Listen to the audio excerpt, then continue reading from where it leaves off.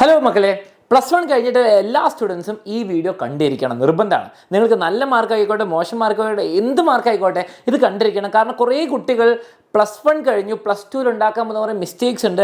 അതേപോലെ ഇതൊക്കെ ആയിരിക്കും നിങ്ങളുടെ മനസ്സിലുണ്ടാവും അല്ലേ. എങ്ങനെയാണെങ്കിൽ ടോട്ടൽ പെർസെൻറ്റേജ് കൂട്ടുക. ഇന്നലെ ലൈവിലൊരു കുട്ടി ചോദിച്ചു, സാർ എനിക്ക് പ്ലസ് വണ്ണിൽ ഇത്ര പെർസെൻറ്റേജാണ്, പ്ലസ് ടു കൂടി കഴിയുമ്പോൾ എനിക്ക് എങ്ങനെയാണ് 95+ മേടിക്കാൻ പറ്റുക, ക്ലിയർ ആയിട്ട് പറഞ്ഞുതരാം. അപ്പോൾ എല്ലാവരും വിചാരം, സാർ നമുക്കൊന്ന് വേഗം ഇമ്പ്രൂവ്മെൻറ്റ് എഴുതാം, എല്ലാം ഇമ്പ്രൂവ്മെൻറ്റ് എഴുതി കൊളാക്കാം. ഇല്ല, ഇമ്പ്രൂവ്മെൻറ്റ് എഴുതുന്നത് എപ്പോഴും ഏറ്റവും ബെസ്റ്റ് ഡിസിഷൻ അല്ല. എല്ലാവരുടെയും മനസ്സിലുണ്ടാ, സാർ ഞാൻ ഇമ്പ്രൂവ്മെൻറ്റ് എഴുതി കൂട്ടാം, പക്ഷെ അത് എപ്പോഴും ബെസ്റ്റ് ഡിസിഷൻ അല്ല. കാരണം ഞാൻ പറഞ്ഞത്, കാരണം കുറേ ആൾക്കാർ ഇത് പറഞ്ഞു തരില്ല. വെറുതെ നിങ്ങളെ സമാധാനിപ്പിക്കാൻ വേണ്ടിയിട്ട്, സന്തോഷിപ്പിക്കാൻ വേണ്ടിയിട്ട് ഇമ്പ്രൂവ്മെൻറ്റ് എഴുതിക്കോളാൻ പറയും. പക്ഷെ അതെങ്ങനെയാണ് നിങ്ങളുടെ പ്ലസ് ടു മാർക്സിനും അഥവാ നിങ്ങൾ എൻട്രൻസ് നോക്കുന്നുണ്ടെങ്കിൽ അതിങ്ങനെ അതിനെ വളരെയധികം മോശമായിട്ട് എഫക്റ്റ് ചെയ്യുന്നുള്ള കാര്യം ഞാൻ പറഞ്ഞുതരാം. പക്ഷേ അതിൽ റിയാലിറ്റിയും പറഞ്ഞാൽ നിങ്ങൾ എഴുതണോ എഴുതേണ്ടി വന്നു, അതേപോലെ റീവാലുവേഷൻ കൊടുക്കണോ കൊടുക്കണ്ടോ എല്ലാ കാര്യങ്ങളും ഈ വീഡിയോയിൽ കവർ ചെയ്ത് തരാം. ഓക്കെ, ഇനി ഇതിനെക്കാട്ട് എന്തെങ്കിലും ഡൗട്ട്സ് ഉണ്ടെങ്കിൽ ഡെഫിനറ്റ്ലി കമൻറ്റ് ചെയ്യാം. ഓക്കെ, എല്ലാവർക്കും ഞാൻ പുതിയ വീഡിയോസ് ആയിട്ട് പറഞ്ഞു തരുന്നതായിരിക്കും. പിന്നെ മക്കളെ, പ്ലസ് വൺ കഴിഞ്ഞ കുട്ടികളാണ് പ്ലസ് ടു ചാനൽ സബ്സ്ക്രൈബ് ചെയ്യുക. സയൻസ് ചാനലുണ്ട്, കൊമേഴ്സ് ചാനലുണ്ട്. ആൻഡ് നമുക്ക് വീഡിയോയിലേക്ക് കിടക്കാം. പിന്നെ മക്കളെ, നിങ്ങൾക്ക് എല്ലാവർക്കും അറിയാം എക്സാമിനറിൻ്റെ അടിപൊളി റിസൾട്ടിനെ പറ്റി അറിയാം. ഞാൻ ഈ വീഡിയോയിൽ അതിനെപ്പറ്റി പറയുന്നതിന് വേറെ വീഡിയോ വന്നിട്ടുണ്ട്.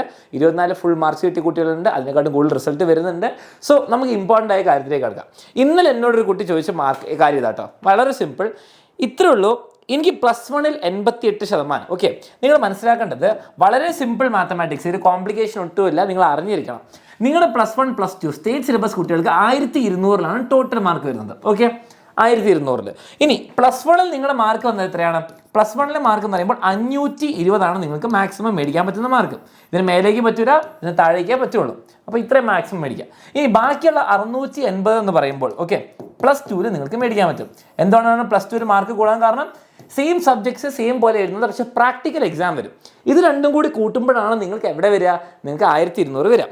ഇനി നിങ്ങൾ നോക്കേണ്ട ഇത്ര ഉള്ള കാര്യം, 680 ഡിവൈഡഡ് ബൈ 1200. നമ്മുടെ ടോട്ടലിൽ എത്ര പെർസെൻറ്റേജ് അത് വരുന്നത്? ഇൻറ്റു 100. എപ്പോഴും ഇൻറ്റു 100 ചെയ്താൽ നിങ്ങൾക്ക് മനസ്സിലാവും 56.6, അങ്ങനെ പറയാം 57% പ്ലസ് ടു മാർക്സാണ് നിങ്ങൾക്ക് ഫൈനലിൽ കൂട്ടാൻ പോകുന്നത്. ഓക്കെ, അതേപോലെ തന്നെ നിങ്ങൾക്ക് ബാക്കി ഇത് 100 നിന്ന് മൈനസ് ചെയ്ത് അപ്പോൾ എത്ര കിട്ടുക?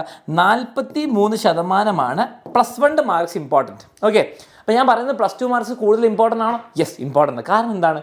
നിങ്ങൾ പ്ലസ് ടുവിൽ ഇപ്പം നിങ്ങൾ 1200 എന്നുള്ള ഇത്രയും വലിയൊരു ബക്കറ്റിൽ നിങ്ങൾക്ക് ആകെ പകുതിയിൽ കുറവേ ഫില്ല് ചെയ്യാൻ പറ്റുള്ളൂ. ഓക്കെ, പക്ഷേ നിങ്ങൾക്ക് പ്ലസ് ടുവിൽ കൂടുതൽ ചാൻസ് ഉണ്ട്, കൂടുതൽ മാർക്ക് മേടിക്കാനുള്ള സാധ്യതയുണ്ട്. ഓക്കെ, ഇനി നിങ്ങളുടെ മാർക്കിലേക്ക് വരികയാണെങ്കിൽ ഇപ്പോൾ 88% കിട്ടിയൊരു കുട്ടി, അല്ലെ 89 എന്ന് പറയാം, 89% കിട്ടി. അങ്ങനെ പറയുമ്പോൾ ഈ കുട്ടി എത്ര മാർക്ക് മേടിച്ചെന്ന് ഞാൻ ഏകദേശം പറയാം. Into 520 divided by 100. Okay, 462 marks മേടിച്ചിട്ടുണ്ടാവും. ഓക്കെ, ഇത് നിങ്ങളുടെ മാർക്ക് നിങ്ങളിങ്ങനെ എഴുതി പഠിച്ച് ചെയ്തോ. നിങ്ങൾ പ്ലസ് ടുവിൽ എത്ര മാർക്ക് മേടിക്കണം, ഇമ്പ്രൂവ്മെൻറ്റ് എഴുതണോ എഴുതണ്ടോ എന്നുള്ള ക്ലിയർ ആയിട്ട് ഞാൻ പറഞ്ഞുതരാം. ഓക്കെ, ഫോർ എക്സാമ്പിൾ നിങ്ങളിപ്പം പ്ലസ് വണ്ണിൽ 463 മാർക്സ് മേടിച്ച കുട്ടിയാണ്. ഓക്കെ, ഇതെന്ന് പറയുമ്പോൾ 89% ഏകദേശം വരും കേട്ടോ. ഏകദേശം 89 വരെ എത്ര വരും? ഇനി 463 മാർക്സ് നിങ്ങൾ മേടിച്ചു. ഇനി ശ്രദ്ധിക്കേണ്ട കാര്യം എന്താണ്? 463 മാർക്സ് മേടിച്ചാൽ പ്ലസ് ടുവിൽ നിങ്ങൾക്ക് എല്ലാവർക്കും ഒരു എയിം എന്താണ്? സാർ എനിക്കൊരു 95% മേലെ മൊത്തം കിട്ടണമെന്നാണ് പൊതുവേ ഒരു അബോവ് ആവറേജ് മേടിക്കാൻ പറ്റുന്ന കുട്ടി പ്രതീക്ഷിക്കാം. ചിലവർക്ക് 90% മേലെ ആയിരിക്കും, ചിലവർക്ക് 95% മേലെ ആയിരിക്കും. അപ്പോൾ അവർക്ക് എന്ത് ചെയ്യണമെന്ന് ക്ലിയർ ആയിട്ട് പറഞ്ഞത്. നിങ്ങൾ എന്താ ചെയ്യേണ്ടതെന്ന് വെച്ചാൽ, നിങ്ങളുടെ ഡ്രീം 95% ആണെങ്കിൽ 1200 ഇൻറ്റു 95% ചെയ്യുക, അല്ലെങ്കിൽ ഡിവൈഡഡ് ബൈ 100 ചെയ്യുക. അപ്പോൾ 1140. ഇപ്പോൾ ഫോർ എക്സാമ്പിൾ നിങ്ങളുടെ ഡ്രീം 1140 അല്ലെങ്കിൽ 95% ആണെങ്കിൽ ആ മാർക്ക് ഒന്ന് നിങ്ങൾ നോട്ട് ചെയ്ത് വെക്കുക. നിങ്ങളുടെ പ്ലസ് ടു കഴിയുമ്പോൾ ടോട്ടൽ 1200 ഇത്ര മേടിച്ചാൽ നിങ്ങൾക്ക് 95% കിട്ടും. അപ്പോൾ നിങ്ങൾ നിങ്ങളുടെ ഡ്രീം മാർക്സ് ഒന്ന് കമൻസിൽ അറിയിക്കാം. ഓക്കെ, ഇപ്പോൾ നിങ്ങൾ എത്ര മേടിച്ചെന്ന് എനിക്ക് അറിയേണ്ട ആവശ്യമില്ല, കുഴപ്പമില്ല. നിങ്ങളുടെ ഡ്രീം മാർക്സ് പ്ലസ് ടു കൂടി കഴിയുമ്പോൾ എത്ര പെർസെൻറ്റേജ് ആണ്, എത്ര മാർക്സ് ആണ് നിങ്ങൾ പറയാം. ഫോർ എക്സാമ്പിൾ 90 മേടിക്കേണ്ട കുട്ടി 90% എന്ന് പറയുമ്പോൾ 90% ഇൻറ്റു 1200 എന്ന് പറയുമ്പോൾ എനിക്ക് കിട്ടുക 90% ആണെങ്കിൽ നിങ്ങൾക്ക് 90% മതി. ഓക്കെ, അപ്പം 1080 മാർക്കാണ്. ഇത്ര മാർക്കാണ് നിങ്ങൾക്ക് 90% പ്ലസ് ടു കൂടി കഴിയുമ്പോൾ കിട്ടുന്നത്. ഓക്കെ, അതാണ് ഇമ്പോർട്ടൻറ്റ് മാർക്ക്. പ്ലസ് വണ്ണിൽ മാത്രമുള്ള മാർക്ക് നിങ്ങൾ ഈ വർഷം ഇപ്പം എൻജോയ് ചെയ്യും, അല്ലേ വിഷമിക്കും, പക്ഷെ അത് കഴിഞ്ഞിട്ട് നിങ്ങൾക്ക് 2 വർഷത്തും കൂടി ഇമ്പോർട്ടൻറ്റ്. ഓക്കെ, ഇനി ഇത് കിട്ടി 89% ആണ് നിങ്ങളിപ്പോൾ മേടിച്ചത്. ഇനി നിങ്ങൾക്ക് പ്ലസ് ടു കൂടി കഴിയുമ്പോൾ 95% വേണമെങ്കിൽ എത്ര മാർക്ക് മേടിക്കണം? നിങ്ങൾക്ക് ടോട്ടൽ 1140 വേണം. നിങ്ങളുടെ കയ്യിൽ എത്ര ഉണ്ട്? 46. അപ്പോൾ നിങ്ങൾ 1140 നിങ്ങൾക്ക് 1140 എടുക്കുന്നു, മൈനസ് 1140 മൈനസ് 463. ഓക്കെ, നിങ്ങൾ മേടിക്കേണ്ട മാർക്ക് 677. ഓക്കെ, അത് പോസിബിൾ ആണോ? 677 മാർക്സ് നിങ്ങൾ ഇതിൽ നിന്ന് മേടിക്കണം. +2 നിന്ന്. അപ്പം നിങ്ങൾ ഇത്രയും മനസ്സിലാക്കുക, നിങ്ങളൊരു 89% കിട്ടിയ സ്റ്റുഡൻ്റ് ആണെങ്കിൽ +2 ശരിക്കും പറഞ്ഞാൽ നിങ്ങൾ ഫുൾ മാർക്ക് മേടിച്ചാൽ നിങ്ങൾക്ക് ടോട്ടലിൽ 95% മേടിക്കാം. ഇത് 95 കിട്ടേണ്ട കുട്ടി, ഇപ്പം നിങ്ങളുടെ മാർക്ക് കുറച്ചുകൂടി കൂടുതലാണെങ്കിൽ സിമ്പിളായി. ഇവിടെ നിങ്ങൾക്ക് നല്ല മാർക്കുണ്ട്, ഇവിടെ കുറച്ചും കൂടി കുറഞ്ഞു മതി. ഓക്കെ, ഈ അതേസമയം നിങ്ങൾക്ക് 90% മതി, 1080 മാർക്ക് മതിയെങ്കിൽ 1080 മാർക്ക് മതിയെങ്കിൽ നിങ്ങൾ എത്ര കുറയ്ക്കാൻ നിന്ന് 463 കുറയ്ക്കുന്നു. നിങ്ങൾക്ക് വേണ്ടത് 617. കണ്ടോ, വലിയ വ്യത്യാസമാണ്. ഇത് നിങ്ങൾ +2 നിങ്ങൾക്ക് 90% മേടിക്കണമെങ്കിൽ ടോട്ടൽ ഇവിടെ 95% മേടിക്കണം ടോട്ടൽ. ഓക്കെ, ഇതൊന്ന് ക്ലിയർ ആയിട്ട് മനസ്സിലാക്കുക. നിങ്ങൾ +2 നിങ്ങൾക്ക് 680 മേടിക്കേണ്ട മാർക്കാണ്. പ്രാക്ടിക്കലിലെ മാർക്ക് എല്ലാവർക്കും ഏകദേശം തന്നെ ഫുള്ള് കിട്ടാൻ നല്ല സാധ്യതയുണ്ട്. ഓക്കെ, പ്രാക്ടിക്കലിലെ മാർക്ക് അപ്പോൾ 520 ബാക്കിയുള്ള കുറച്ച് മാർക്ക് നിങ്ങൾക്ക് ഒരു 160 മാർക്ക് കൂടുന്നത് അത് കുറേയൊക്കെ പ്രാക്ടിക്കലിൽ നിങ്ങൾക്ക് കിട്ടും. ഇനി നിങ്ങൾ മനസ്സിലാക്കേണ്ട, ഇനി ഒരു 520 ഓപ്ഷനും കൂടി കിട്ടുമ്പോൾ +2 കിട്ടുമ്പോൾ നിങ്ങളെ കൊണ്ട് എത്ര പറ്റുന്നു. ഓക്കെ, ഇനി കുറേ ആൾക്കാർ പറയും, സാർ നമുക്ക് എന്ത് ചെയ്യാമെന്ന് വെച്ചാൽ എനിക്കിപ്പോൾ ഇത്രയല്ലേ കിട്ടിയത്, ഞാനൊന്ന് ഇമ്പ്രൂവ്മെൻറ്റ് എഴുതിയ, ഫോർ എക്സാമ്പിൾ മാത്സ് ആയിക്കോട്ടെ അല്ലെങ്കിൽ ഇംഗ്ലീഷ് ആയിക്കോട്ടെ, ഇമ്പ്രൂവ്മെൻറ്റ് ആയിരിക്കും നിങ്ങളുടെ തലയിൽ അടുത്ത് വരാവുന്ന കാര്യം. ഓക്കെ, ഇമ്പ്രൂവ്മെൻറ്റ് ഞാൻ 3 സബ്ജക്ട്സ് എഴുതി എനിക്ക് എന്താണെങ്കിലും ഒരു 10-20 മാർക്ക് സുഖമായിട്ട് കൂട്ടാൻ പറ്റും, അല്ലെങ്കിൽ 5 മാർക്ക് കൂട്ടാൻ പറ്റും എന്ന് വളരെ കോൺഫിഡൻസ് ഉള്ളവരുണ്ടാവും, ചിലവർക്ക് സംശയം ഉണ്ടാവും. ഓക്കെ, ഇമ്പ്രൂവ്മെൻറ്റ് വേണോ എന്നുള്ള ചോദ്യം. ഓക്കെ, നിങ്ങൾക്ക് നേരത്തെ കാൽക്കുലേഷൻ മനസ്സിലായെന്ന് വിചാരിക്കുന്നു. ഇനി ഇമ്പ്രൂവ്മെൻറ്റ് എന്നുള്ളൊരു സംഭവം. ഓക്കെ, ഇമ്പ്രൂവ്മെൻറ്റ് ഒരു വളരെ സിമ്പിൾ ഡിസിഷൻ അല്ല. ഓക്കെ, നിങ്ങൾക്ക് മാർക്ക് കുറഞ്ഞു, നിങ്ങൾ ഇമ്പ്രൂവ്മെൻറ്റ് എഴുതണം എന്നൊരു നിർബന്ധമില്ല. നിങ്ങളത് മനസ്സിലാക്കി ആലോചിച്ചുണ്ടാക്കേണ്ട ഒരു ഡിസിഷനാണ്. നിങ്ങൾക്ക് 3 സബ്ജക്ട്സ് ഇമ്പ്രൂവ് ചെയ്യാൻ പറ്റും, 3 സബ്ജക്ട്സ്. ഓക്കെ, 3 സബ്ജക്ട്സ് ഇമ്പ്രൂവ് ചെയ്യാൻ പറയും. ഓക്കെ, നിങ്ങളുടെ ടീച്ചേഴ്സ് ചിലപ്പോൾ നിങ്ങളോട് ഇമ്പ്രൂവ് ചെയ്യാൻ പറയാൻ നിങ്ങൾക്ക് തന്നെ തോന്നും ഞാൻ ഇമ്പ്രൂവ് ചെയ്ത മാർക്ക് കൂടും. ഫസ്റ്റ് തന്നെ നിങ്ങൾ ഡിസൈഡ് ചെയ്യണം. Okay, can you do it മക്കളെ. നിങ്ങളൊരു വർഷം വെറുതെ ലീവ് എടുത്തിട്ട് +1 ഒന്നും കൂടി പഠിക്കാൻ പോകുന്ന ഒരു സംഭവമല്ല ഇമ്പ്രൂവ്മെൻറ്റ്. നിങ്ങൾ മനസ്സിലാക്കേണ്ടത് +2 എന്നുള്ളൊരു വർഷമുണ്ട്. ഓക്കെ, +1 നിങ്ങൾ ഇത്രയും കഷ്ടപ്പെട്ടിട്ട് മേടിച്ച മാർക്ക്, ഇത്രയും കഷ്ടപ്പെട്ട് മേടിച്ച 89 ആയിക്കോട്ടെ, 80 ആയിക്കോട്ടെ, 70 ആയിക്കോട്ടെ, നിങ്ങളൊന്ന് മേടിച്ചു. അതേപോലെ ഒരു വർഷം കൂടി പുതിയ സാധനങ്ങൾ +2 പഠിക്കാനുണ്ട്. ഓക്കെ, അപ്പോൾ ഇമ്പ്രൂവ്മെൻറ്റ് ഉണ്ടെന്ന് വിചാരിച്ചിട്ട് നിങ്ങൾ സാർ എനിക്ക് +2 പഠിക്കാതിരിക്കണോ? ഇല്ല, +2 +1 കുറച്ചുകൂടി ടഫറാണ്. ഞാൻ വെറുതെ പറയല്ല, മാത്സ് ആയിക്കോട്ടെ, പക്ഷേ നിങ്ങൾക്ക് പറ്റും. കാരണം +1 നിങ്ങൾ പഠിച്ചു, നിങ്ങൾക്ക് അതിൻ്റെ ബുദ്ധിമുട്ടുകൾ മനസ്സിലായി, നിങ്ങൾക്ക് മനസ്സിലായി. +2 നിങ്ങൾ ആ മിസ്റ്റേക്സ് ഉണ്ടാക്കില്ല, നിങ്ങൾ നന്നായിട്ട് പഠിക്കും. ഇനി +2 പഠിക്കണം, അതിനോടൊപ്പം ഇമ്പ്രൂവ്മെൻറ്റ്. ഈ +2 പഠിക്കുന്നതിന് ഒന്നെങ്കിൽ നിങ്ങൾക്ക് സെപ്റ്റംബർ മാസം നിങ്ങൾക്ക് ഇമ്പ്രൂവ്മെൻറ്റ് ഡേറ്റ്സ് മാറ്റിയാൽ സെപ്റ്റംബർ മാസം, അല്ലെങ്കിൽ +2 ഫൈനൽ എക്സാമിൻ്റെ സമയത്ത് ഇമ്പ്രൂവ്മെൻറ്റ് ഉണ്ടാവും. മനസ്സിലാക്കേണ്ടത്, നിങ്ങൾ physics, chemistry, maths, biology, English, ഹിന്ദിയൊക്കെ പഠിക്കുമ്പോൾ അതിൻ്റെ ഇടയ്ക്ക് നിങ്ങൾക്ക് ഒരു മാത്സും കൂടി +2 മാത്സ് എക്സാം ഉണ്ടാവും, അതിനിടയ്ക്ക് +1 മാത്സ് എക്സാം ഉണ്ടാവും. അല്ലെങ്കിൽ നിങ്ങൾ ഇംഗ്ലീഷ് പിന്നെ ഇംഗ്ലീഷ് ഓവർ ഡിഫിക്കൽട്ടി ഇല്ലാത്ത സബ്ജക്റ്റാണ്. നിങ്ങൾക്ക് ചിലപ്പോൾ ഒരു മാസമൊക്കെ മാത്രം എല്ലാ ദിവസവും 2 മണിക്കൂർ പഠിച്ചാൽ സിമ്പിളായിട്ട് മാർക്ക് കൂട്ടാൻ പറ്റുന്നുണ്ടാവും. അപ്പോൾ ഇംഗ്ലീഷ് മാത്രമാണെങ്കിൽ കുഴപ്പമില്ല. ഇനി മാത്സോ ഫിസിക്സോ കെമിസ്ട്രിയോ ബയോളജിയൊക്കെ എടുക്കുമ്പം +2 കുറേ വർക്ക് ലോഡ് ഉണ്ടാവും, പ്രാക്ടിക്കൽ ഉണ്ടാവും, സ്കൂളിൽ പോകാനുണ്ടാവും. അതിൻ്റെ ഇടയ്ക്ക് നിങ്ങൾ ഒരു സബ്ജക്റ്റ് കൂടി പഠിക്കുന്ന പോലെ ഉണ്ടാവും. പിന്നെ മനസ്സിലാക്കേണ്ടത്, ഈസി അല്ല എന്നുള്ള കാര്യം മനസ്സിലാക്കുക. എന്താ ഈസി അല്ല എന്ന് പറയാൻ കാരണം? ഈസി എന്ന് പറഞ്ഞാൽ സിമ്പിൾ അല്ല. കാരണം എന്താണ്? ഒരു മെൻ്റൽ ഡിഫിക്കൽട്ടി ഉണ്ടാവില്ലേ? നിങ്ങൾ ആലോചിക്കേണ്ടത് +1 നിങ്ങൾ മാസങ്ങൾ, ചിലവർ ഇത്ര എനിക്ക് പറയാനുള്ളൂ, ചിലവർ അവസാനത്തെ നിമിഷം പഠിച്ചിട്ട് 90-95% മേടിച്ചവരുണ്ടാവും. ഓക്കെ, ചിലവർ 1 മാസം 2 മാസം വെറുതെ കഷ്ടപ്പെട്ടിട്ട് മേടിച്ചവരുണ്ടാവും. അവർക്ക് എന്താണെങ്കിലും ഇമ്പ്രൂവ്മെൻറ്റ് എഴുതിയാൽ കുറച്ചുകൂടി സമയം സ്പെൻഡ് ചെയ്താൽ കൂട്ടാൻ പറ്റും മാർക്ക്. ഇനി അതല്ല, നിങ്ങൾ നന്നായിട്ട് കഷ്ടപ്പെട്ടു, മാത്സ് എക്സാം അല്ലെങ്കിൽ ഫിസിക്സ് എക്സാം നിങ്ങൾ പറ്റുന്ന അത്രയും കഷ്ടപ്പെട്ട് ജീവൻ കൊടുത്ത് പഠിച്ചു, ഇതിനെക്കാട്ടും മേലെ നിങ്ങൾക്ക് പഠിക്കാൻ പറ്റൂല എന്ന് ഉറപ്പാണ്, ഇതിനേക്കാളും മാർക്സ് കൂടുതൽ മേടിക്കാൻ പറ്റൂല എന്ന് ഉറപ്പാണെങ്കിൽ ഡെഫിനറ്റ്ലി ഇമ്പ്രൂവ്മെൻറ്റിനെ പറ്റി ആലോചിക്കേണ്ട. കാരണം നിങ്ങൾ 3 സബ്ജക്റ്റ് ഉണ്ട് ഇമ്പ്രൂവ് ചെയ്യാമെന്ന് വിചാരിച്ചിട്ട് ഇത് ഇമ്പ്രൂവ് നിങ്ങൾക്ക് തോന്നുന്നുണ്ടോ നിങ്ങൾക്ക് ഇമ്പ്രൂവ് ചെയ്യാൻ പറ്റൂലെങ്കിൽ നിങ്ങൾ ഫോക്കസ് ചെയ്യേണ്ടത് +2 ആണ്. ഓക്കെ, നിങ്ങൾ ഇത്രയും പഠിച്ചിട്ട് നിങ്ങൾക്ക് +1 മാർക്ക് കൂട്ടാൻ പറ്റിയില്ലെങ്കിൽ, +1 മാത്രം പഠിക്കാനുള്ളപ്പോൾ +2 കൂടെ നിങ്ങൾക്ക് എങ്ങനെയാണ് ഈ +1 കൂടി പഠിക്കാൻ പറ്റുക? എല്ലാം കൂടി കൊള്ളാവും. നിങ്ങൾക്ക് മാക്സിമം പൊട്ടൻഷ്യൽ എത്തിയെന്ന് തോന്നുകയാണ്, നിങ്ങൾ +2 ഇനി ഫോക്കസ് ചെയ്യുക. നിങ്ങൾ ചെയ്യേണ്ടത് ഇത്രേ ഉള്ളൂ, +2 മാർക്സ് മാക്സിമം എത്തിക്കാൻ നോക്കുക, നിങ്ങൾ ഡ്രീമിലേക്ക് എത്തിക്കാൻ വേണ്ടിയിട്ട് അത് നോക്കുക. ഇനി അതിൻ്റെ കൂടെ നിങ്ങൾ +1 കൂടി ഇമ്പ്രൂവ്മെൻറ്റ് കൊണ്ടുവന്നു, ഇമ്പ്രൂവും ചെയ്തില്ല, +2 കൂടി കൊളയാൽ ഡബിൾ നഷ്ടമാണ്. ഓക്കെ, ഡബിൾ നഷ്ടമാണ്.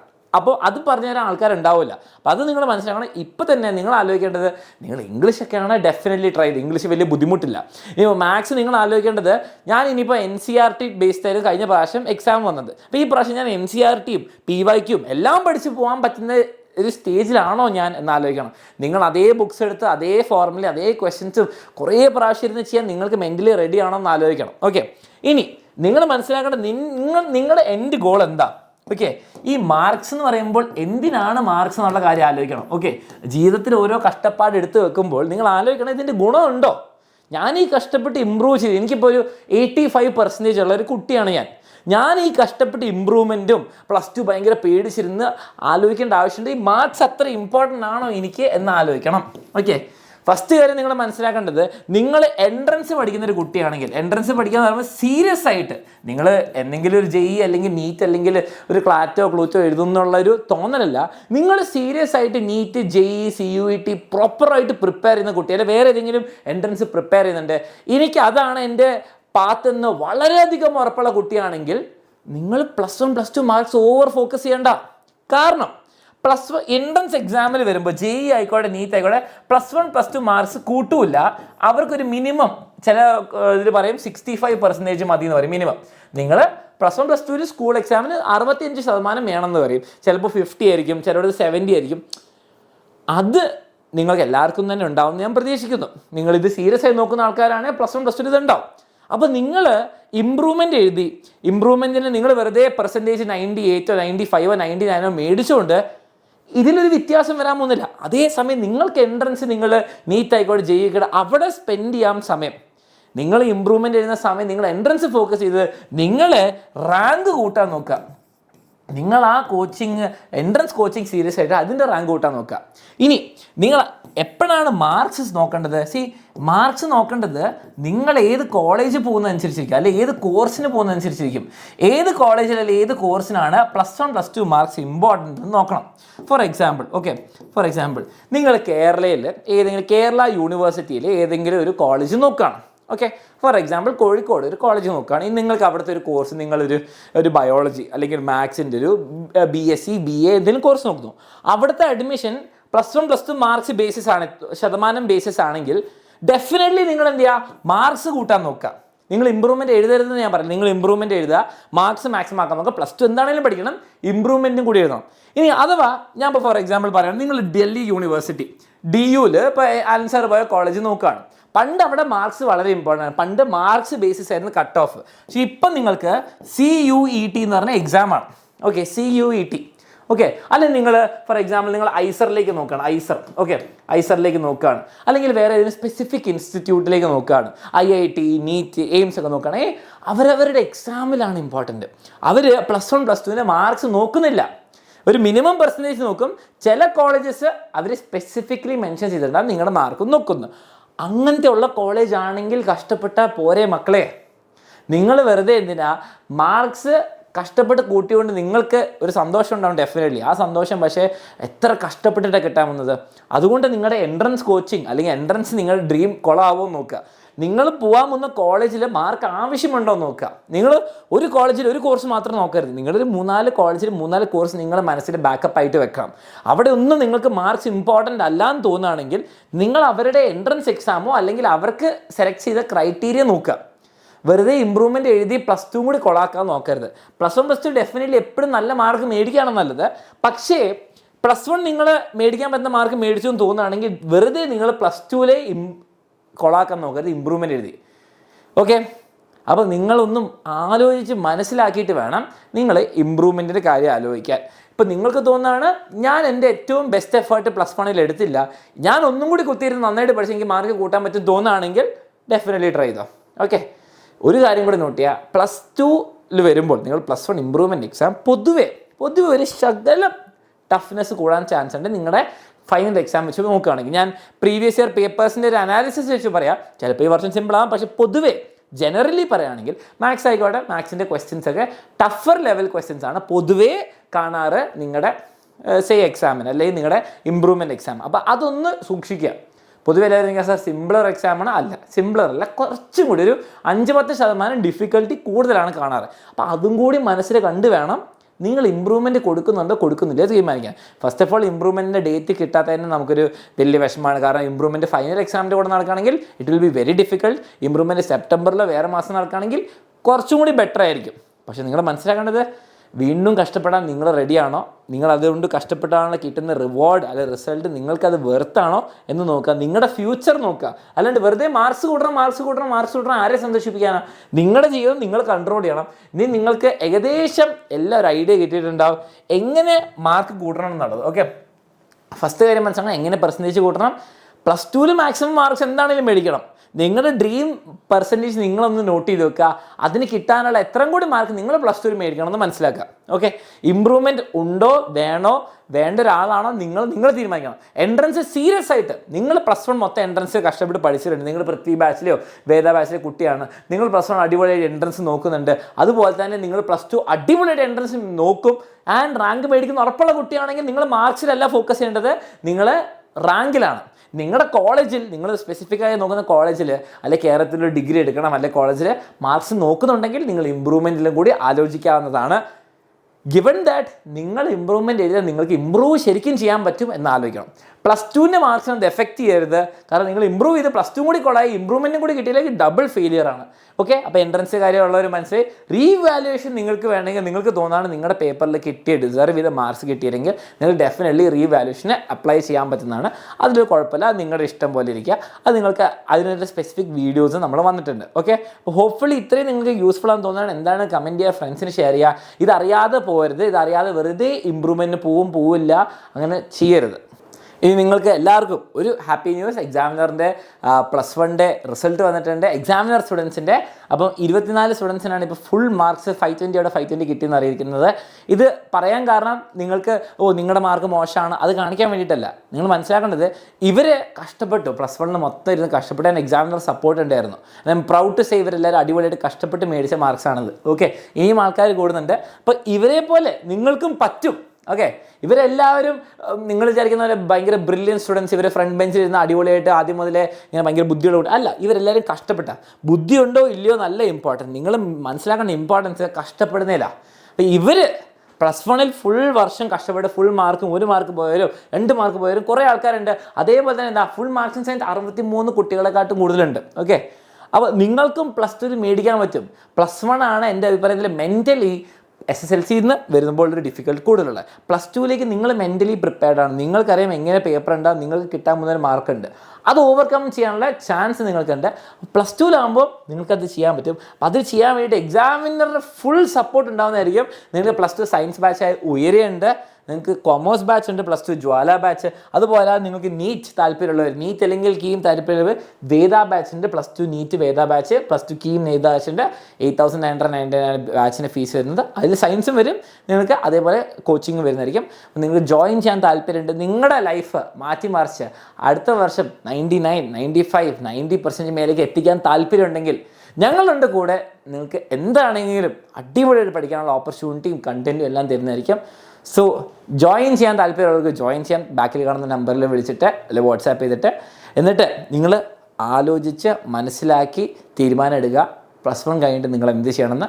ഹോപ്പ്ഫുള്ളി ഈ വീഡിയോ നിങ്ങൾക്ക് യൂസ്ഫുൾ ആണെന്ന് വിചാരിക്കുന്നു, ഓവർ കൺഫ്യൂഷൻ ഉണ്ടാക്കിയില്ല എന്ന് വിചാരിക്കുന്നു.